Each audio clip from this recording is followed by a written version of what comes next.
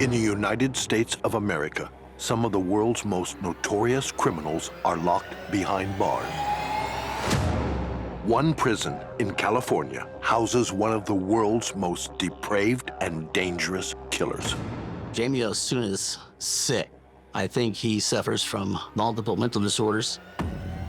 A depraved and demented, angry little man. Jaime Osuna is the most dangerous person I've ever met. He tortured his victims both inside and outside of prison. Osuna's level of violence and level of killing is sadistic.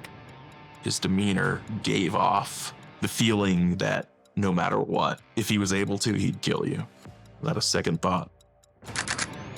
Covered in facial tattoos, his terrifying appearance adds to Osuna being one of the world's most feared men in the U.S. prison system. Jaime Osuna is referred to as the man with 1,000 faces. Through tattoo work, he's almost become unrecognizable. Therefore, each time he gets a tattoo, he becomes another face. His eyes are all black. So when you look into his eyes, when you first see him, it doesn't feel like looking at a person. The guards opened the door to step in, stopping, and described it as just feeling pure evil.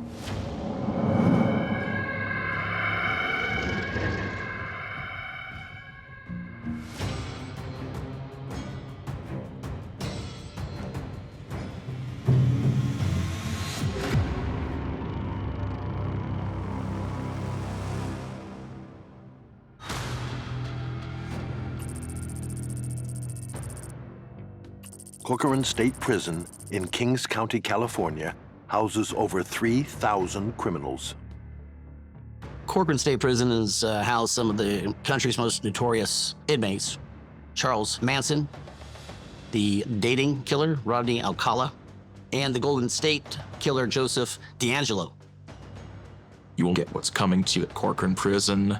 Everything bad will happen to you. It is not a prison you want to be at. One of the most infamous inmates is convicted killer Jaime Osuna. Nobody is safe around Osuna. It doesn't matter if you're his wife. It doesn't matter if you're in his gang, not in his gang, if you're his cellmate, if you're in a position of authority, if you're male or you're female. Anyone is subjected to be a victim of Osuna. And that's what makes him so incredibly dangerous. You could feel hate radiating off of this person. Anger and hate. I think anybody that's capable of doing what he did is absolutely depraved, violent, narcissistic human that has no regard for human life whatsoever and believes he's entitled to take it at his own free will. His cold-blooded murders have gone down as being some of the most gruesome and brutal on record. Osuna was not satisfied with just taking somebody's life. It had to include torture. It had to include sadism. It had to include things that were going to shock other people. I would never want to see him again face to face, or released, or ever near society, or even other cellmates or inmates. Jaime Osuna is beyond evil. If there was a demon incarnate, I would say Jaime Osuna is it. Evil does not do justice to Jaime Osuna.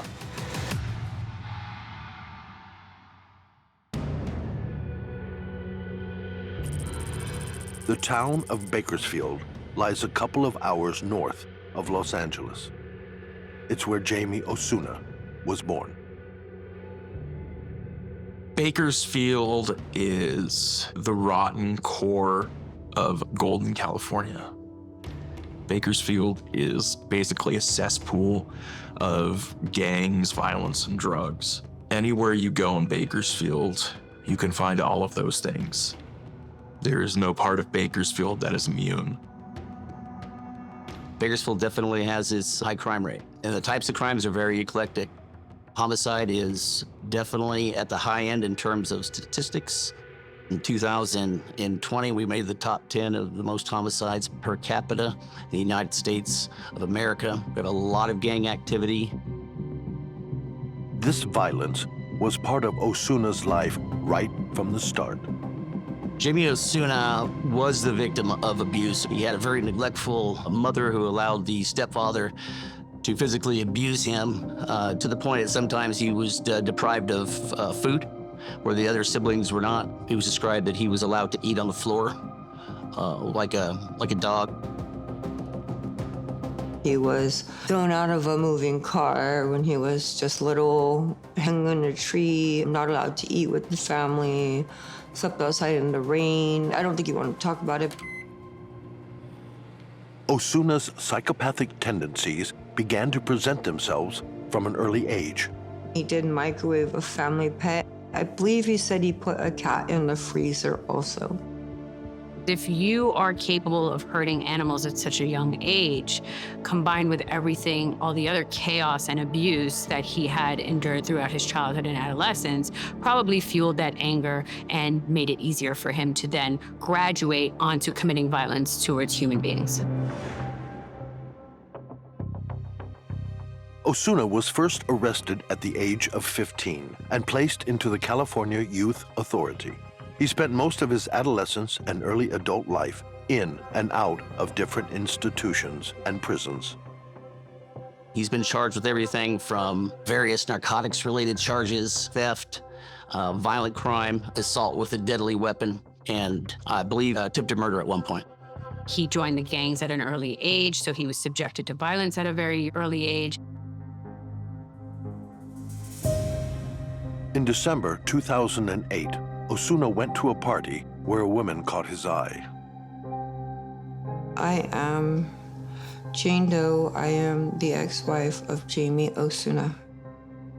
I met Jaime Osuna at a party. My son asked me permission to have a small party for his high school friends, and I allowed it. I have a nephew that we're only 8 years apart.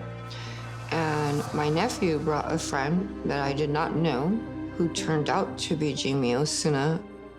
He was well-groomed, fit in with the other people at the party. Actually, he was a handsome, I would just consider a pleasant-looking person. Things turned nasty when Osuna became jealous. Jaime was in the backyard when I was dancing with this young man. My nephew went outside. I don't know what he told him, but Jaime came back in the house and grabbed a knife from our regular kitchen butcher block. Jaime chased the boy.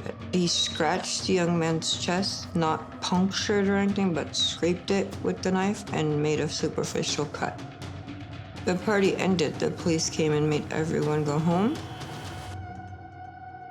Osuna was in prison for the attack, but he stayed in contact with his new crush as they regularly wrote to each other. Shortly after his release, a year later, the couple started seeing each other a lot more. When he did get out and I picked him up, he had facial tattoos. He had like a Joker face and a diamond. That was a little too much for me, the facial tattoos. Despite her dislike for his body art, the couple grew closer. He was talking to me about wanting to go to school for psychology. He's into philosophy, and he was quite educated in those areas where I didn't know very much stuff. He seemed very intelligent, so I do remember that conversation that I didn't feel afraid of him even after that incident. The relationship deepened when Osuna's girlfriend discovered she was pregnant. Well, during that time, I was pretty much bedbound, and he was very good to me. Cleaned the whole house, helped me with my youngest child. He would make food for me, totally pampered me during the pregnancy. The couple decided to get married. I don't want to have another child as a single mother. Let me give this guy a chance. The wedding was probably a really happy day for us. And just the way he took care of me later on during the pregnancy when I was sick it was nice. I felt comfortable and taken care of. But the honeymoon period didn't last, as Osuna became increasingly abusive. Seemed like any man to look at me. Even pregnant, he thought men were checking me out. And I was like, I I don't notice it. Like, I feel terrible. I look overweight. But he always thought I was cheating. Late in my pregnancy, I don't remember even what the argument started about. It wasn't even serious. But he pushed me, and I was quite heavy, and I fell over, and I broke a rib. And I went to the ER. Osuna's wife was treated in hospital, and the baby was fine. Osuna, however, went back into prison briefly for the attack on his wife. When he got out, a restraining order was placed on him, which meant his wife gave birth to their son without him. Jaime was very angry at me and everyone that he couldn't see the baby born, because he was super into being a dad. They tried working things out for the sake of their newborn, so the restraining order was lifted, and Osuna went to anger management classes as part of his rehabilitation. Osuna's wife's son from a previous relationship made up their family of 4, but it wasn't happy families for long. I started to notice him acting like really strange at home, and come to find out, he started doing meth. As soon as he started using the methamphetamines, he became increasingly paranoid and angry. That's when he would choke me until I fell unconscious. Mr. Osuna started engaging in heavy drug use at a very early age. It's going to teach him that he needs to numb himself and constantly be high in order to deal with who he is as a person, in order to deal with the world, in order to deal with any kind of relationships. It also helps to facilitate somebody's rage and have them engage in violent acts. The mental was much worse than the physical. Horrible mental abuse, controlling, manipulative, gaslighting. If he can engage in that with a woman he supposedly loved, it's going to make it a lot easier for him to engage in violence towards anybody else that he comes across with. Things came to a head when Osuna turned his violent behavior on his wife's other son, pushing him off a bed and onto the floor. She decided enough was enough and kicked him out of the house they were sharing. Once I got rid of him, would continuously call me on the phone, threatening me, talking about he's gonna kill me, he's gonna do this. Just constant, like 30, 40 texts a day, 10, 15 calls, just constant harassment. But it was very horrible during that time. Even talking about it now, it brings back a lot of bad memories. I didn't hear from him for a few days. Like either he got arrested, I didn't know, but I just felt a little bit relieved. Osuna's wife managed to break free, but another woman would not be so lucky as his violence escalated. It's incredibly sadistically horrible. And it's hard to believe that anybody could be capable of inflicting such pain on another human being.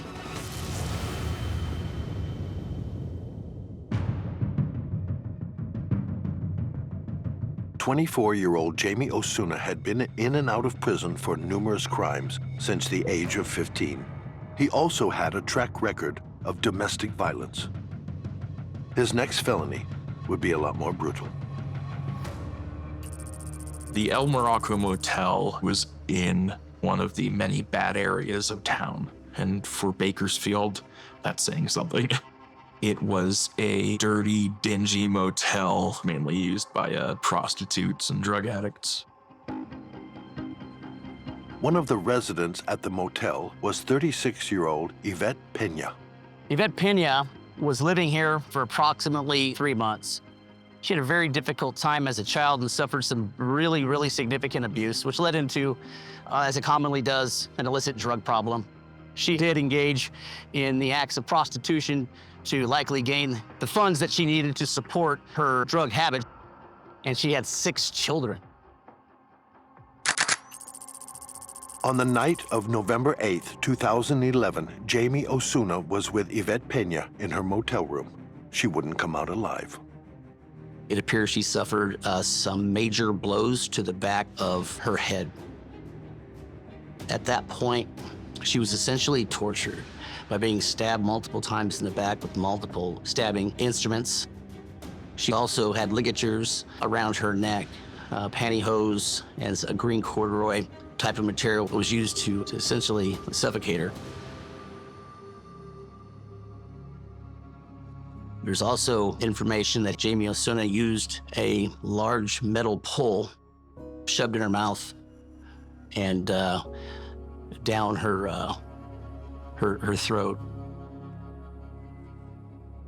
The first thing Osuna did after savagely murdering Yvette was to make a threatening call to his estranged wife.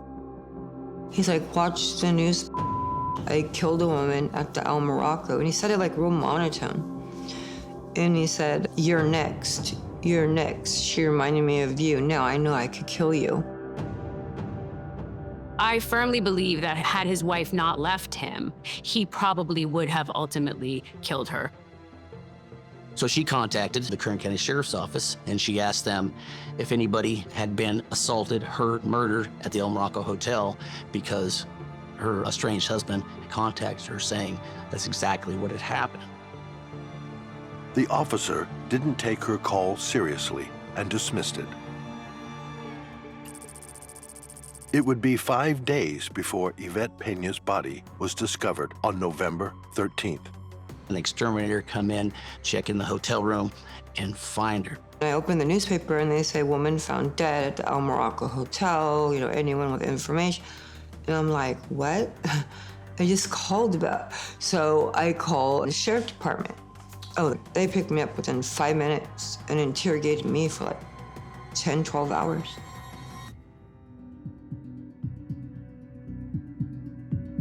Yvette Peña's body had been found with 57 stab wounds.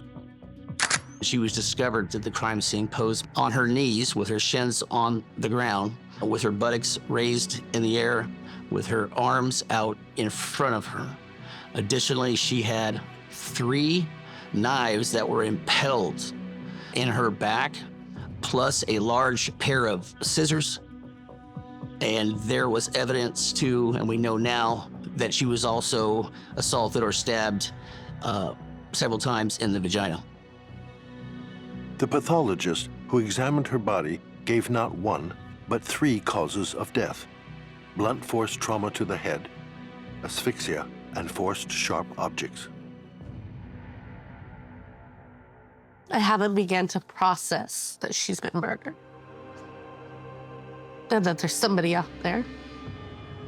The speculation is that he was likely a prostitution customer. However, it is unclear as to the motive. Osuna quickly became the prime suspect. While he was on the run, fear spread through the community. There was significant coverage of the case with Jaime Osuna because the violent, torturous nature and the sadistic manner in which he carried it out. It brought up a lot of emotions in the community, and people were really emotional and they were upset and shocked by it. Every time you turned on the news, whether it be 6 in the morning, noon, 8 at night, 12 at night, it was impossible to miss hearing about his story. Jaime during this whole time was continually calling me, threatening me, you know, a snitch, he's gonna kill me next. He killed her because we resembled each other. Since his wife had managed to get away and he couldn't commit violence against her anymore, he turned to this poor innocent woman and took out his rage towards his wife, towards the world, towards himself on this innocent woman.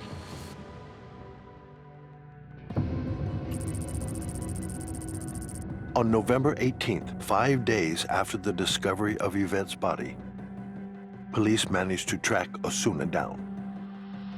Ultimately, Jaime Osuna was caught at a relative's house in the central Bakersfield area. The information was developed by the police department that indicated that he was probably being hidden there by relatives. So they authored a warrant and they effectively used the SWAT team to execute that warrant for his arrest because he had made threats through his wife to say that he had explosives. He specifically said that he had bombs and that he was going to blow anybody up that attempted to place him under arrest. After a standoff,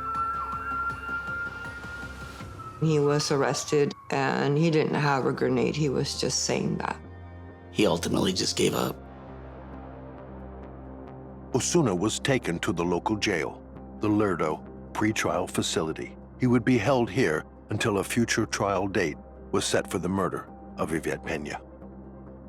I am Ethan Wiley, and I was in Lerdo prison along with Jaime Osuna. The Lerdo pretrial facility is their highest security facility, which means that they have two-man cells only with locking doors that are automatically locked and unlocked. It is the highest security facility that you can get to in the county jail facility in Kern County.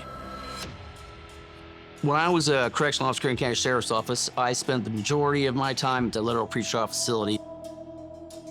Jaime Osuna was in Lerdo for an extended period of time. His first stop was in C-Pod, Unit 3, which is designated as a psychiatric unit. C-Pod is definitely the most secure pod, and also, by far, for correctional officers, the most dangerous pod to work. The type of inmates that are housed at the Lerdo pretrial facility are the worst of the worst. The killers, rapists, thugs, and robbers that you just can't house anywhere else. We're the ones that you have to worry about. We're not the ones who made a simple mistake. My first few days at Lerdo, I felt like it was the end. There was no escape. It's terror, darkness. There's nothing, no hope. Osuna's wife visited him several times at Lerdo to try and get some closure on why he murdered Yvette. He was telling me that he stayed with her until she started to decompose and smell, that he did state to me that he was having sex with her body and still using methamphetamine in the room. And the only reason he left is because she started to smell from the decomposure. When Osuna stated that he finds pleasure in killing, that's not surprising, and that he finds it more of a high than sex or more of a high in drugs. It takes an extreme person, extreme amount of adrenaline for somebody to engage in murder. For Osuna, that was not a problem for him, and he did it more than one time. I noticed that he started to look different. He had more tattoos. He started to look scarier. He had lost weight. He admitted he was cutting himself, as I saw very many scars, large scars on his forearm. Of course, it was shocking to me, but I didn't really feel afraid because it's through plexiglass and he's handcuffed. I didn't feel like he could harm me, but it was alarming. His appearance was changing very quickly. Osuna then made a shocking statement to his estranged partner. Jaime proceeded to tell me that he really wanted to kill me, but he couldn't because he would think of our son when he was choking me. And that I asked him, "What did you do to her?" And he didn't verbally say it, but he motioned with his hand around the neck.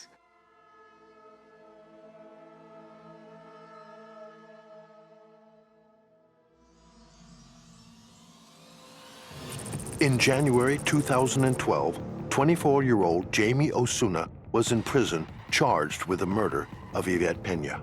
While waiting for a trial date, he attempted to kill for a second time. He was involved in an altercation with an inmate over being too loud. Jaime Osuna armed himself with a shank known as a tomahawk. A tomahawk weapon is the inmates get razors to shave their face, and they will get, I've seen up to four razors attached to a toothbrush. They will melt it into the toothbrush and tie it, so when they hit you in the face or the neck, it's gonna fillet you right open. Jaime Osuna throws a punch at the other individual who's much larger than Jaime. The inmate responded by blocking the punch and striking Jaime several times, knocking him to the ground. At which point, the inmate felt something feel wet and realized that he was bleeding profusely from his chest, face, and neck. The victim had 5 lacerations on his face, neck, and chest, which altogether needed 67 stitches to close up. And this wasn't just a jailhouse brawl. He wanted to make a point. You don't do that to somebody unless you're trying to take their life, which tells me a lot about Jaime Osuna, that he is a sick, psychotic person that suffers from multiple mental conditions, and he should be nowhere around anybody. Although in prison, Osuna remained in contact with his estranged wife. I asked him, why are you doing this to yourself? Just accept it, do your punishment. And he said he was doing it to delay his trial because he didn't feel safe going to the prison system because of what he did to Yvette Pena. Even in prison, they do have their own ethical code and they do have their own rules. And violence against children is at the absolute bottom level. Violence against women is a close second. You're in prison and you're scared for your life. The idea behind that is you chose to engage in this behavior, you chose to engage in this crime, and so now you have to deal with the consequences.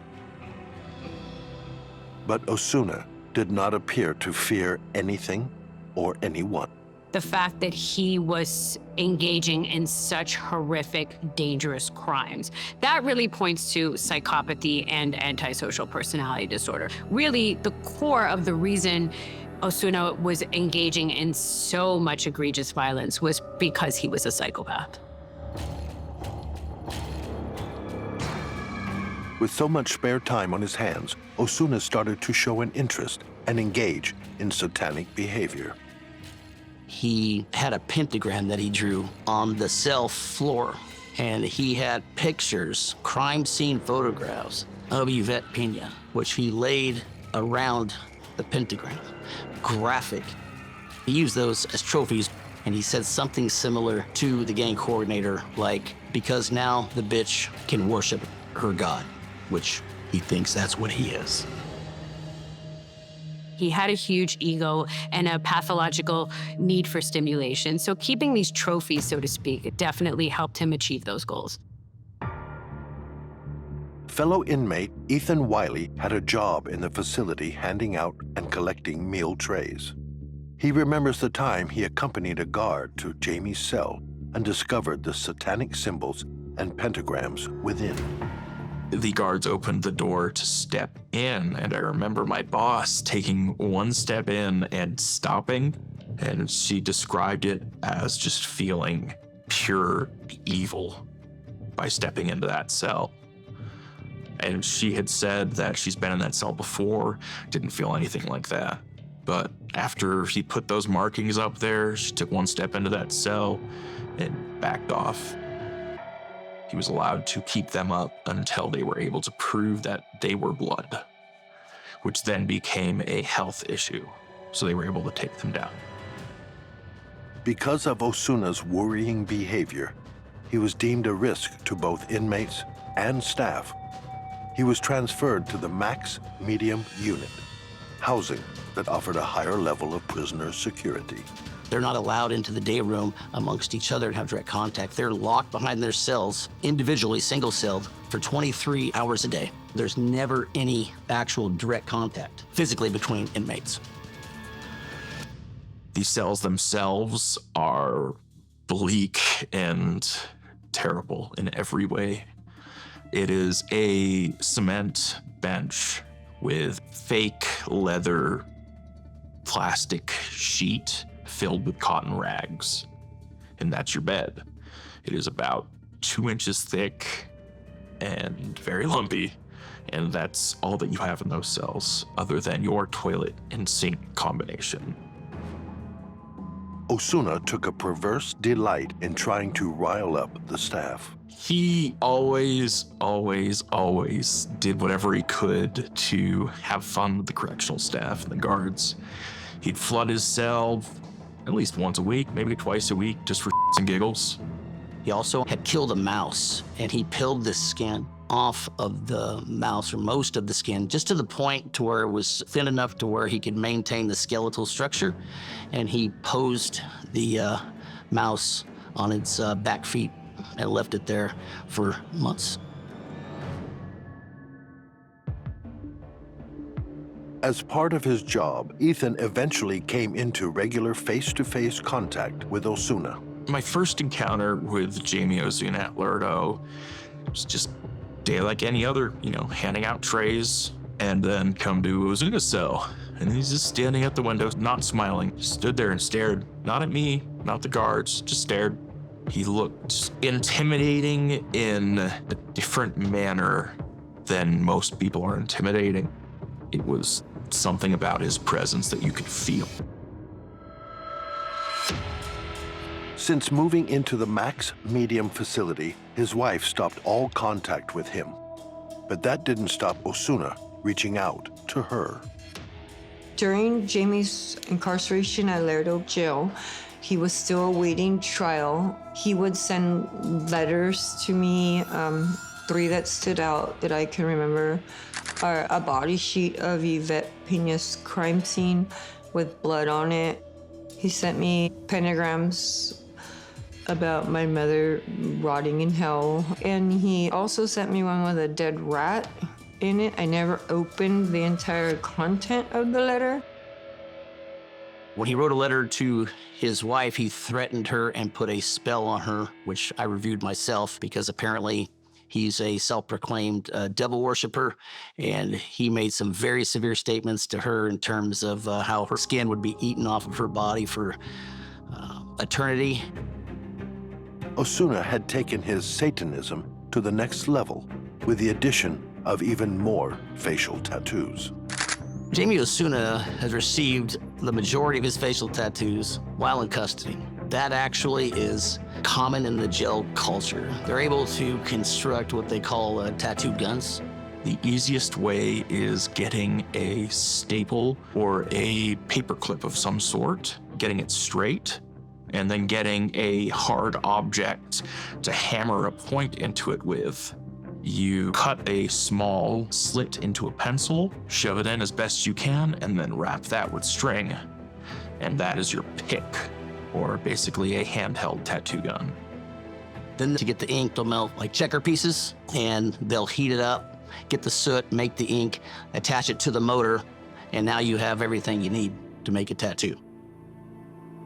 If you look at Osuna, he was very attention-seeking. He was there for the shock factor. He wanted others to give him credit for his crime. He wanted to be the most outlandish. His ego was huge. He wanted to be the most violent.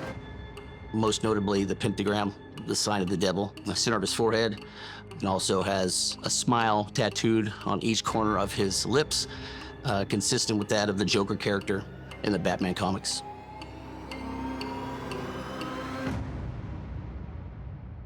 And underneath that tattoo is just a scared kid that he likes to say is hidden behind a man with 1,000 faces. Jaime Osuna has one face. It's a coward's face, but it's not 1,000 faces. That's just a persona, character that he's created in his own mind to feel adequate. Osuna spent over 5 years at Radial awaiting trial. An unusual amount of time to have to wait. Then, in March 2017, he was finally given a date for the trial. Osuna was pleading not guilty to the murder of Yvette Peña. Jaime Osuna, a few days before he was scheduled to start jury trial, decided to make a deal. He changed his plea to guilty as long as the prosecution took the death penalty, ironically, off the table. For Osuna, it probably didn't make a difference whether he pled guilty or not. This was probably him messing with the judicial system, finding another way to exert control, finding another way to inflict pain on Yvette Peña's family, on the judicial system, on his own family. It doesn't sound like this had anything to do with remorse or pleading guilty because he felt remorse. It had more to do with just making sure that he was in control of everything at all times. During the sentencing hearing, some of Yvette Peña's family members gave victim impact statements, including her sister Danielle. He was mocking her by rolling his eyes, yawning, and he would use his hand gesture, kind of like in that open up and down, while she was talking about her sister and her life and what he's done, and sort of like a blah, blah, blah. He did that throughout pretty much the entire process. And then when the judge sentenced him, he smiled and made a mockery out of the court. I felt very guilty for her, and I felt very bad for her family because she was just chosen because he had told me Jaime told me that she resembled me and reminded him of me.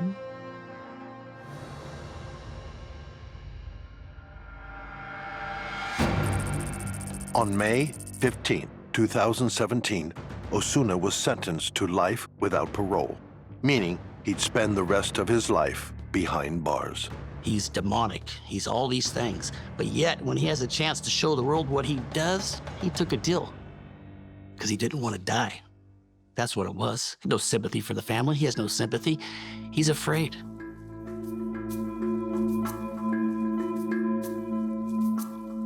When Jaime was finally convicted of Yvette's murder and I found out that he got life without parole, I felt a lot better. I began healing from the PTSD with therapy, and I just felt it was worth going through everything I had to in order for Jaime to not be able to do this again, and that I was telling the truth. But Osuna wasn't done yet. His next crime was one of the most gruesome and shocking murders ever committed in prison. He was in his cell all night long, and he had the window boarded up. So the officers were not able to look inside. By the time they realized in the morning that something was wrong and they opened the door, there was blood all over the cell.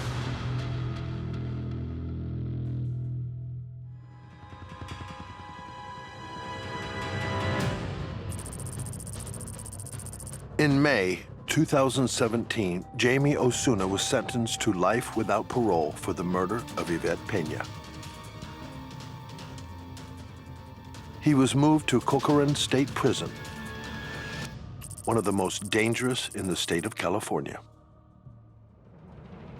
Corcoran's had a reputation for years of being a very, very, I guess you would say, just hard prison, housing some of the country's most notorious killers going back for years and years and years. All you hear about Corcoran are bad things. Nothing ever happens like it's supposed to. The sights and the sounds that I associate with working inside a California prison is a feeling of despair. The smell is that of body odor, sweat, blood at times, chemical agents, pepper spray.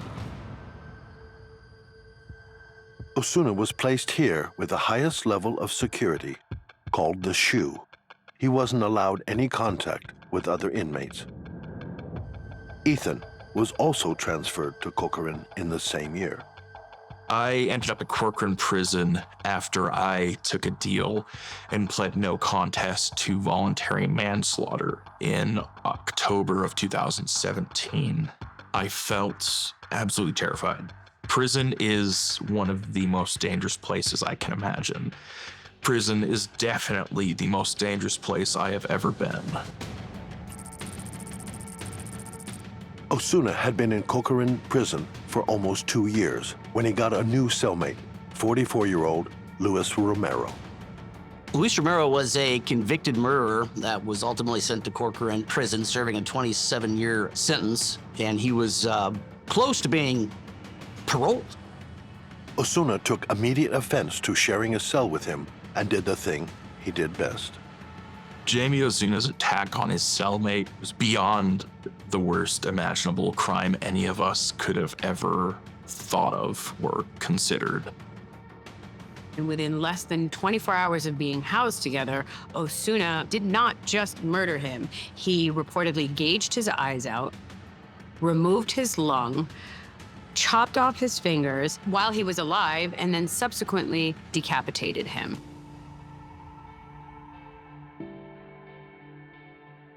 He took out pieces of his intestines and hung them from the light fixture.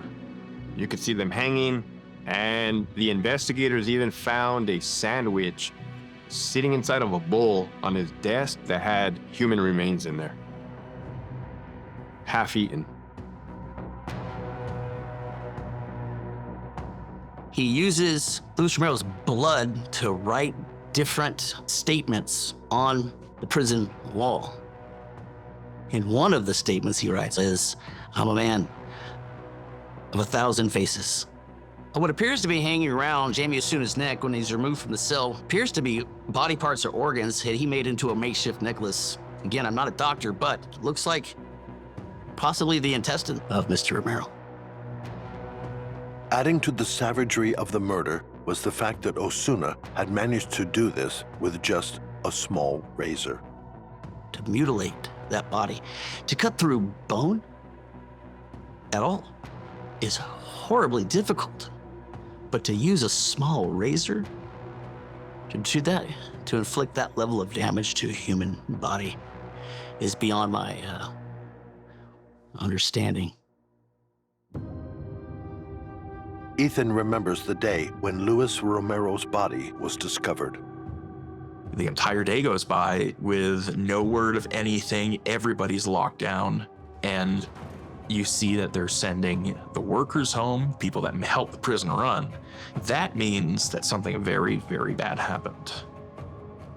The rumors keep spreading, and I want to say it was like the third or fourth day we hear that somebody named Osuna at Old Corcoran had killed their cellmate. The body was discovered in Osuna's cell the following day. The brutality of his attack was plain to see. For somebody to cut up a body and desecrate it in that way and eat pieces of somebody, there's no imagining that. No sane person could imagine doing something like that.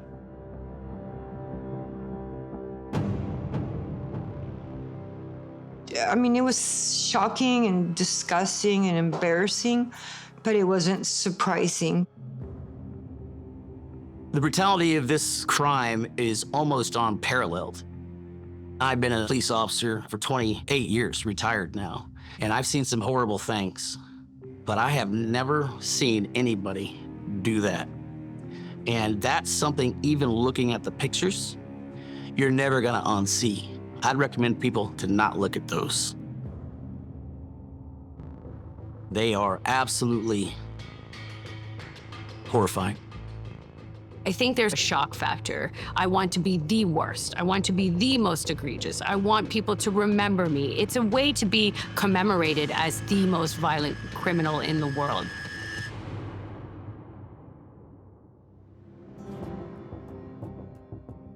In 2021, Osuna was found incompetent to stand trial for Luis Romero's murder due to his mental state, and criminal proceedings were suspended. Psychiatrists determined he had been restored to competency and proceedings were reinstated. These proceedings were still ongoing in 2023. Osuna is pleading not guilty. He is absolutely, unequivocally, unparalleledly a highly dangerous human that, in my opinion, will kill again given the first opportunity. Being around Jaime Osuna, you can't let your guard down. You know, you feel it inside you that if you let your guard down around this person, he's gonna do something. It's the kind of person you would never turn your back on at any time. Some people cannot be rehabilitated. I don't think he's a person at all. I think he's a monster. Evil. The way he conducts himself against fellow inmates and staff members is extremely violent, extremely deranged. I would say he's deranged. You can't have someone like Jaime Osuna in the general population because he's a cold-blooded, calculated killer, self-proclaimed devil worshiper who mutilates bodies, clearly stated on more than one occasion, that if given the opportunity and if he feels like it, he will just simply take life to take life. He's never going to stop. He's always going to continue to kill at every possible chance that he gets. For the one survivor in his story, his now ex-wife, life has changed for the better. I think Jaime being a part of my past will always be there, but it doesn't affect my day-to-day living at this time. I'm just very glad that he's no longer in my life and that I survived just knowing Jaime Osuna.